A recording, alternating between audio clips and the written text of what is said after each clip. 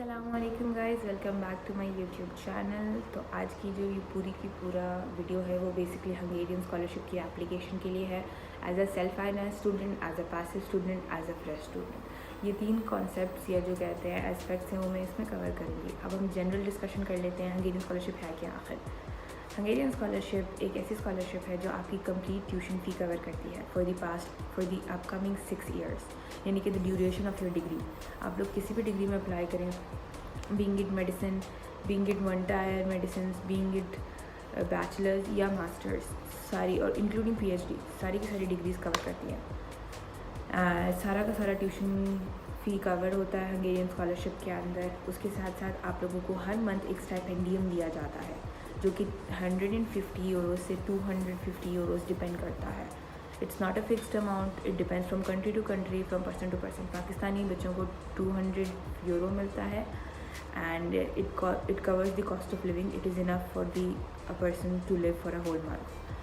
अगर आप डॉर्म्स में रह रहे हो तो, अगर आप डॉर्म्स में नहीं रहते हो, आप लोग कहीं और रहते हो, आप लोग एक घर रेंट पे लेते हो, तो उसमें आप लोगों को रेंट का एक पोर्शन दिया जाता है। पूरा रेंट कवर नहीं होता, but it's like it depends on you कि अगर आप उस पोर्शन में एक अपना रेंट देख लो तो फिर of course it covers the whole cost of living, whole everything. So this is the whole financing part of the Hungarian scholarship. जहाँ तक आ गई एप्लीकेशन की बात, तो बेसिकली आप हंगेरियन स्कॉलरशिप को अप्लाई कैसे कर सकते हैं। जो हंगेरियन स्कॉलरशिप की एप्लीकेशन है वो अभी 16 नवंबर को खुलेगी, लेकिन उससे पहले का जो प्रोसीजर है वो मैं आप लोगों को अभी एक्सप्लेन कर देती हूँ। सो बेसिकली पाकिस्तान से आप तमाम डिग्रीज़ के लिए अप्लाई कर सकते हैं, इंक्लूडिंग एमडी, एमबीबीएस। ठीक है, यहाँ पे एमबीबीएस को एमडी बोला जाता है, ठीक है, लेकिन एमबीबीएस और एमडी में फ़र्क है। मैंने एक नई वीडियो बनाई थी, उसमें मैंने आप सारा एक्सप्लेन किया हुआ है कि एमडी और एमबीबीएस में क्या फ़र्क होता है। एमडी 6 साल का होता है और ज़्यादातर इसमें क्लिनिकल पर्सपेक्टिव होता है कि आप क्लिनिकल पे और स्पेशलाइजेशन पे ज़्यादा काम की जाती है। जो एमबीबीएस है वो बेसिकली सिर्फ और सिर्फ आप लोगों की थ्योरी के लिए होता है। आप एक जीपी या जनरल प्रैक्टिशनर निकलते हैं, उसके बाद आपको एमडी या एमएस करना पड़ता है, ठीक है, यानी फर्दर स्पेशलाइजेशन करनी पड़ती है। एमडी के बाद आप पीएचडी कर सकते हो या फर्दर एडवांस कर सकते हैं, जो आपका दिल चाहे। दोनों डिग्रीज़ के बाद आप यूएसएमएलई के लिए एलिजिबल होते हो, कोई मसला नहीं है, आप पूरी दुनिया में अप्लाई कर सकते हो। एमडी करके आप पाकिस्तान भी जा सकते हो। तो बेसिकली ये दो मेजर डिफरेंसेस हैं इन दो डिग्रीज़ के अंदर। एमडी में ज़्यादातर क्लिनिकल पर्सपेक्टिव होता है, एमबीबीएस में ज़्यादातर आप कह लें थियोरेटिकल होता है, जिसको आप क्लिनिकल एस्पेक्ट में at the end of your degree apply करते हो, but it does not give you your specialisation. Always remember that. Okay, and now let's come back to the Hungarian scholarship कि आप लोग किस तरीके से अप्लाई कर सकते हैं। हंगेरियन स्कॉलरशिप अप्लाई करने के लिए 2 लेवल्स होते हैं, यानी कि अगर आप मास्टर्स के लिए अप्लाई कर रहे हैं या पीएचडी के लिए अप्लाई कर रहे हैं तो आपको हैट टेस्ट देना पड़ेगा, जो कि ईटीसी यानी कि एचईसी के लिए आप अप्लाई करते हो, जो कि आपकी नॉमिनेशन बॉडी है पाकिस्तान से।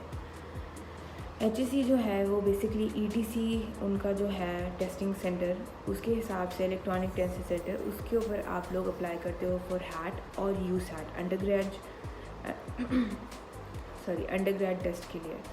जो अंडर ग्रेजुएट और 1 टायर मास्टर डिग्रीज़ हैं उनको यूसैट देना होता है। अब यूसैट की अपनी ख़ुद की कैटेगरीज़ हैं, USAT M, A, E, depending on what do we say, कि मैं स्क्रीन के ऊपर सारे ऑप्शंस लगा दूँगी कि आपने किस चीज़ में अप्लाई करना है। Let's talk about medicine. सबसे पहले आप लोगों ने जो है वो यूसैट एम देना है। यूसैट एम के अब इलेक्ट्रॉनिकली पेमेंट हो जाती है 1 लिंक से, तो आप लोग वो अप्लाई कर सकते हो। जैज़ कैश ईजी पैसा से उसकी 1200 फ़ी है पाकिस्तानी रुपीज़, वो आप अप्लाई कर सकते हो। उसके बाद जो टेस्ट होता है यूसैट वो 4 दफ़ा होता है पूरे साल में, अगस्त, नवंबर, दिसंबर एंड देन फेब, ठीक है। इस साल जो है वो अगस्त में हुआ था, जनवरी में हुआ था, फेब में हुआ था और दिसंबर में हुआ था। अब अगर हम अपकमिंग टेस्ट की बात करें तो एक अगस्त और नवंबर का ऑलरेडी हो चुका है, 2 और होने चाहिए थे, but according to HEC information सिर्फ 1 होगा और जो वो होगा वो फेब के फर्स्ट वीक में होगा, या जनवरी के लास्ट वीक में होगा मोस्ट प्रोबेबली। तो आप उसके लिए एप्लीकेशन कर सकते हो। उसकी एप्लीकेशन 16 नवंबर को ओपन होगी। मैं तमाम लिंक्स नीचे मेंशन कर दूंगी और मैंने 2 डिटेल वीडियोस इस चीज़ पर बनाई हुई हैं कि आप एचईसी की वेबसाइट पे और ईटीसी की वेबसाइट पे कम्प्लीटली कैसे अप्लाई कर सकते हैं। मैंने वो दोनों वीडियोस इस डिस्क्रिप्शन में मेंशन कर दूंगी ताकि आप लोगों के लिए आसानी हो एप्लीकेशन करते हुए। एंड उसके बाद जो होता है कि आप ETC की वेबसाइट पर अप्लाई करते हो एंड उसकी एप्लीकेशन के लिए आप लोगों का 18 साल होना ज़रूरी है, या अगर आप 17 साल के हो तो भी 18 साल होना ज़रूरी है, ठीक है। एंड इसके साथ साथ जब आप टेस्ट दे लेते हो, टेस्ट में एटलीस्ट अगर आप लोगों की मेडिकल डिग्रीज़ की बात की जाए तो छोटी जो मेडिसिन डिग्रीज़ हैं जैसे कि ऑप्टोमेट्री, MLT, MRI, इस तरह की चीज़ों के लिए, उन चीज़ों के लिए आप लोगों की रेडियोलॉजी वगैरह के लिए, उसके लिए आप लोग के 65+ मार्क्स होने चाहिए, और मेडिसिन की डिग्री के लिए एटलीस्ट 80+, ओके, 1 टाइम मेडिसिन के लिए। तो एंड ऑफ कोर्स नॉमिनेट होने के लिए 50+ मार्क्स होना ज़रूरी है, USAT पास करना ज़रूरी है, ये बात आप सब लोगों को मैं अभी क्लियर कर दूँ। उसके बाद जो मेडिसिन की बेसिकली डिग्रीज़ होती हैं उनकी ओपन मेरिट सीटें होती हैं, डेफिनेटली हायर मार्क्स जिनके होंगे उनको स्कॉलरशिप मिल जाएगी। यहाँ पे अब हम बात कर लेते हैं, छोटा सा ब्रेक डाउन कर लेते हैं कि नॉमिनेशन जो है वो आप लोगों को इसकी बेसिस पे मिलती है, जो आप लोगों के मार्क्स आते हैं उसके बेसिस पे। जहाँ तक एप्लीकेशन की बात आ गई इसकी, उसके बाद जब आप लोग इस चीज़ पे अप्लाई कर देते हैं उसके साथ साथ आप लोगों ने अप्लाई कर देना है HEC की वेबसाइट के ऊपर। HEC की वेबसाइट के ऊपर आप लोगों ने अपनी यूनिवर्सिटीज़ डिक्लेयर करनी है कि आपने किस किस में अप्लाई करना है, कौन सी डिग्री में अप्लाई करना है, अपनी सारी पर्सनल इन्फॉर्मेशन देनी है एंड सारा का सारा जितना भी आपका डाटा है उस पर वो डालना है। इसके बाद आपने ये जो थर्ड वेबसाइट है जो कि हमारी हंगेरियन स्कॉलरशिप की जो वेबसाइट है, जो कि स्टाइपेंडियम की वेबसाइट है, उसके ऊपर आप लोगों ने अप्लाई करना है, जो कि इस साल 16 नवंबर से ओपन हो रहा है। उसके ऊपर आप अपना पूरा एप्लीकेशन डाटा डालेंगे एंड मैं डॉक्यूमेंटेशन आपको भी मेंशन कर देती हूँ कि क्या क्या डॉक्यूमेंट्स रिक्वायर्ड हैं। आपका पासपोर्ट, शनाख्ती कार्ड टेस्ट के लिए वैलिड होना चाहिए, लेकिन अगर हम स्कॉलरशिप की अप्लाई कर रहे हैं तो उसके लिए मैं बता दूँ passport 10 years validity, it should cover the duration of your degree. उसके साथ साथ motivation letters, recommendation letters from your teachers and IELTS या TOEFL, अगर इंग्लिश प्रोफिशिएंसी लेटर कॉलेज की तरफ से तो वो एक्सेप्ट हो जाता है। A-level, O-level, FSC और क्या कहते हैं मैट्रिक की सनतें जो होती हैं वो मिनिस्ट्री ऑफ फॉरेन अफेयर्स और HEC से अटेस्टेड हो, ये सारे डॉक्यूमेंटेशन रिक्वायर्ड हैं। एंड उसके साथ साथ में आप लोगों का यूनिवर्सिटी के लिए कोई क्रिमिनल रिकॉर्ड नहीं होना चाहिए, बिकॉज आप लोगों के लिए एक police letter kind of thingy होती है जो आप लोग को देनी होती है, अब मुझे उसका नाम नहीं आता, वो उसमें डिक्लेयर किया जाता है कि नहीं मतलब कोई क्रिमिनल रिकॉर्ड नहीं है एंड देन वो आपको देना होता है। ये सारे डॉक्यूमेंट्स हैं। ये 3 स्कॉलरशिप की वेब प्रोसीजर है जिसके थ्रू आप लोगों को अप्लाई करना होता है। मैं नीचे 2 लिंक्स मेंशन कर दूँगी ETC और HEC की एप्लीकेशन के लिए। SHS की जब खुलेगी तब मैं उसके ऊपर वीडियो बना के आप लोगों के लिए अपलोड कर दूँगी। अब बात आ जाती है कि जो ऑलरेडी सेल्फ फाइनेंस स्टूडेंट्स यहाँ पढ़ रहे हैं तो वो कैसे अप्लाई कर सकते हैं। अब सेल्फ फाइनेंस स्टूडेंट्स के लिए 2 मेजर थिंग्स हैं। सबसे पहली चीज़ जो आप लोगों के लिए इम्पोर्टेंट है वो है कि अगर आप एक्टिव हो या पैसिव हो। एक्टिव यानी कि आप करंटली पढ़ रहे हो, आपका सेमेस्टर ऑन है। पैसिव यानी कि सेमेस्टर फ्रीज कराया हुआ है। अगर आपका सेमेस्टर एक्टिव है तो फिर आपका जो हर साल का पहला सेमेस्टर होता है, यानी कि 1st, 3rd, 5th, इन सेमेस्टर्स के अंदर जो आपका एक्यूमुलेटिव GPA होता है उसके बेसिस पे यूनिवर्सिटी आप लोगों को एक रिकमेंडेशन लेटर देती है। आप जब अपनी स्कॉलरशिप की एप्लीकेशन करेंगे उसमें आप लोग सारी डॉक्यूमेंटेशन देंगे, अपनी यूनिवर्सिटी की ट्रांसक्रिप्ट देंगे, अपनी यूनिवर्सिटी का रिकमेंडेशन लेटर देंगे। फेब के महीने में आता है एग्ज़ाम, हमारे फर्स्ट एग्जामिनेशन पीरियड ख़त्म होने के बाद। यूनिवर्सिटी यूजली वो जो एक्यूमुलेटिव GPA होता है वो डिपेंड करता है आपकी बैच का जितना बनता है उसके हिसाब से। अगर आपका एवरेज से ऊपर है तो आपको वो आसानी से मिल जाता है, क्योंकि ये जो होता है ये सारा का सारा बेसिकली जो हमारा 1st, 3rd और 5th सेमेस्टर्स हैं उनके ऊपर बेसिस होता है। तो अगर आप उस वक्त एक्टिव हैं तो आप लोग वहाँ से अप्लाई करेंगे एंड देन उसके बाद आप इसको SHS की वेबसाइट पर डाल देंगे। जहाँ तक आगे सेल्फ फाइनेंस स्टूडेंट्स की टेस्ट देने की बात, तो जी आप लोगों को पाकिस्तान जाके USAT और HAT टेस्ट देना पड़ेगा अगर आप PhD, मास्टर्स, MD कर रहे हो। In any case you have to go to Pakistan, give the test, और टेस्ट हमेशा पाकिस्तान में ही होगा, ऑनलाइन नहीं दे सकते हैं आप, कहीं पे भी अरेंजमेंट नहीं की जाएगी, आप लोगों को पाकिस्तान जाकर ही देना पड़ेगा। क्योंकि हमारा एग्जामिनेशन पीरियड होता है तो मैं आप लोगों को from my own personal experience यही रिकमेंड करूँगी कि आप लोग फेब का टेस्ट दें और अच्छे से तैयारी करके दें। End of course it's the same criteria of nomination from HEC. There is no difference between self-finance student and a perfectly normal fresh student जो हम अप्लाई कर रहे हैं पाकिस्तान से। कोई अपन हैंड नहीं दिया जाता सेल्फ फाइनेंस स्टूडेंट्स को जैसे कि बाकी कंट्रीज़ देती हैं। लेकिन पाकिस्तानी हुकूमत की तरफ से ये रिक्वायरमेंट नहीं है उनके। इट डज़ नॉट मैटर अगर हमारे पास रिकमेंडेशन लेटर या यूनिवर्सिटी नॉमिनेट कर भी दे, हमारे लिए हमारी कंट्री की नॉमिनेशन होना ज़रूरी है as a self finance student. तो ये बात आ जाती है। अगर आप पैसिव हो तो मसला आ जाता है। अगर आप अपने 3rd और 5th सेमेस्टर में पैसिव हो तब यहाँ मसला आ रहा है। यहाँ ये मसला है कि अगर आप पैसिव हो, आपका क्यूमुलेटिव जीपीए नहीं है इस सेमेस्टर का, आपको रिकमेंडेशन लेटर नहीं दिया जाता यूनिवर्सिटी की तरफ से। And upon my receipt HEC की तरफ से HEC यही कहता है कि आप डिक्लेयर नहीं करोगे कि आप सेल्फ फाइनेंस स्टूडेंट हो। आप डिक्लेयर नहीं करते हैं, आप एक नॉर्मल स्टूडेंट की तरह लाइक एक as a freshie student apply करते हैं, स्कॉलरशिप लेते हैं एंड उसके बाद यूनिवर्सिटी को बताते हैं फ्रॉम नेक्स्ट सेमेस्टर या जो नेक्स्ट स्टार्टिंग आपका होता है कि अच्छा अब मेरे पास नेक्स्ट ईयर से कि मेरे पास स्कॉलरशिप है and I would like to convert my this to scholarship. अगर टेम्पस अलाउ कर दे आप लोगों को तो स्कॉलरशिप ग्रांट कर दी जाती है। But this is still a big question mark अगर आप पैसिव हो तो। ये दीज आर जस्ट लाइक क्योंकि ज़बानी कलामी बातें हैं, but these are just the facts जो मुझे पता है, मैं आप लोगों के साथ शेयर कर रही हूँ। अगर कोई अप्लाई करना चाह रहा है इस साल तो आप लोगों को मैं यही कहूँगी कि HEC को ईमेल करें। मैं ईमेल नीचे मेंशन कर दूँगी। अगर कोई पैसिव स्टूडेंट है या सेल्फ फाइनेंस स्टूडेंट है यहाँ पे, तो वो लोग इन लोगों के थ्रू आप लोगों को एक HEC का रिप्रेजेंटेटिव दे दिया जाएगा, आपको अलॉट किया जाएगा और वो आप लोगों को पूरे प्रोसीजर के थ्रू गाइड करेगा या करेगी, डिपेंड्स कि आप लोगों को कौन मिलता है। इसके साथ साथ वो आप लोग को रिसोर्सेज वगैरह दे देते हैं यूसैट की और इस तरह की चीज़ें कि अच्छा जी ये इधर से टेस्ट अप्लाई कर लें या इन चीज़ों से आप लोगों ने प्रिपेयर करना है, ये सिलेबस है, ये पास पेपर्स हैं, ये MCQs हैं, तो उस तरीके से आपको गाइडेंस दे देते हैं। तो आई वुड रिकमेंड कि अगर आप एक सेल्फ फाइनेंस स्टूडेंट और थोड़े परेशान हैं तो इधर से अप्लाई कर लें। And now let's come back to do we say as a complete fresh student. तो मैं आप लोगों को भी बता दूँ कि आप लोगों का ऑफकोर्स सारा कुछ कवर होता है। जब आपको स्कॉलरशिप ग्रांट कर दी जाती है तो पाकिस्तान से यहाँ आने के लिए आपका कॉस्ट ऑफ ट्रैवल कवरेज किया जाता है, अगर तो वो 85,000 से कम है तो। अब आई थिंक सो 1 लाख से ऊपर हो गए, 1,25,000 के दरमियान अगर आपकी टिकट है तो वो रिफ़ंड कर दी जाती है।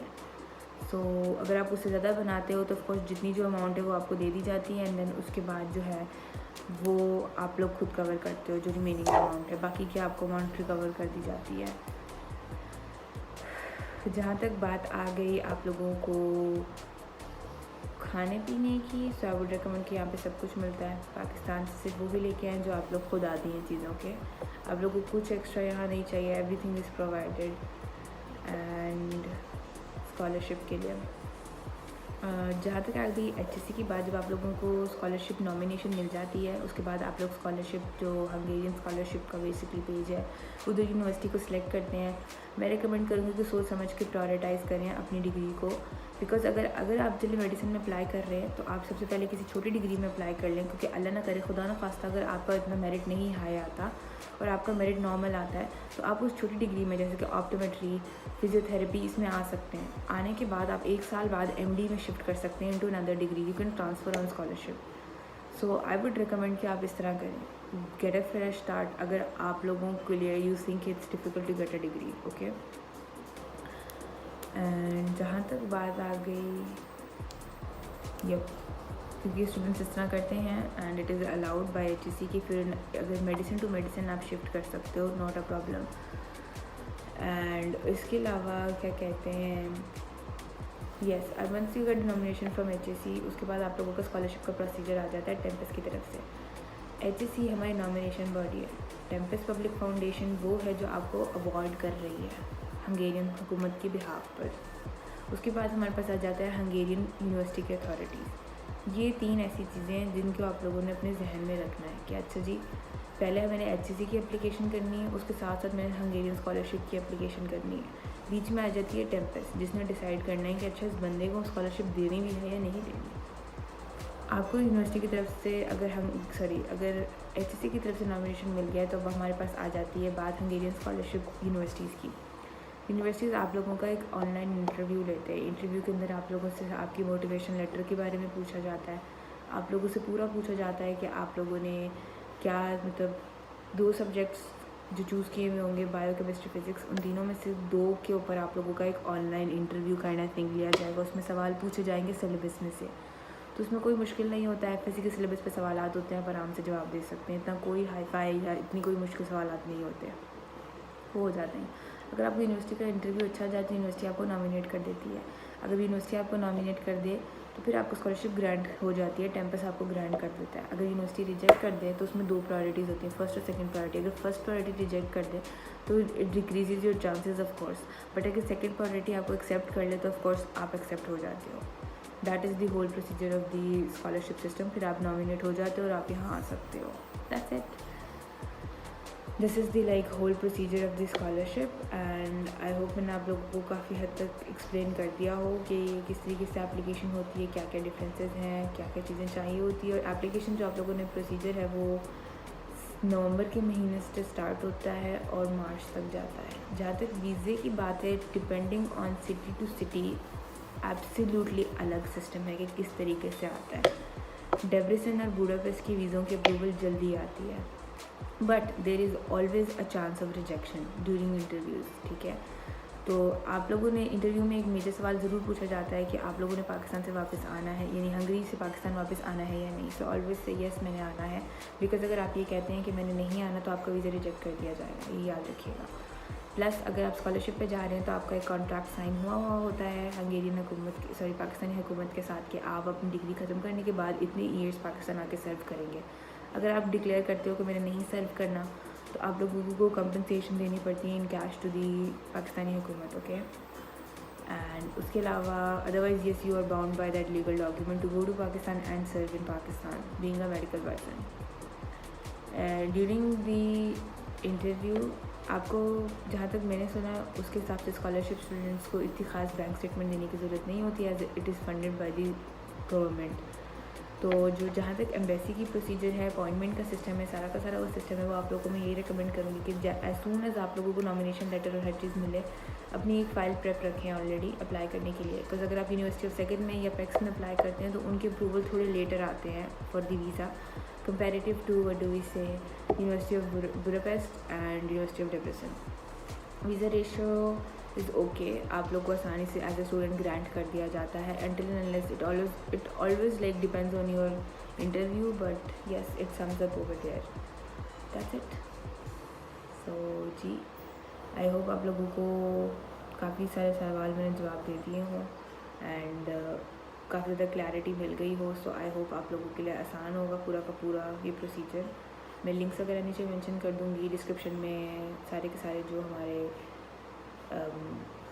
डॉक्यूमेंट्स रिक्वायर्ड होते हैं as a self finance student वगैरह और ईमेल वगैरह हर चीज़ यहाँ मेंशन कर दूँगी। और अगर किसी को कोई सवाल वगैरह है तो I am more than happy to help, so please do ask me and आप कमेंट्स में छोड़ सकते हैं। मैं इंस्टाग्राम नीचे मेंशन कर दूँगी, आप उसमें मुझे मैसेज कर सकते हैं। And thank you so much for watching, जज़ाकल्लाह and see you guys in my next vlog. Make sure to like share subscribe. अल्लाह हाफ़िज़।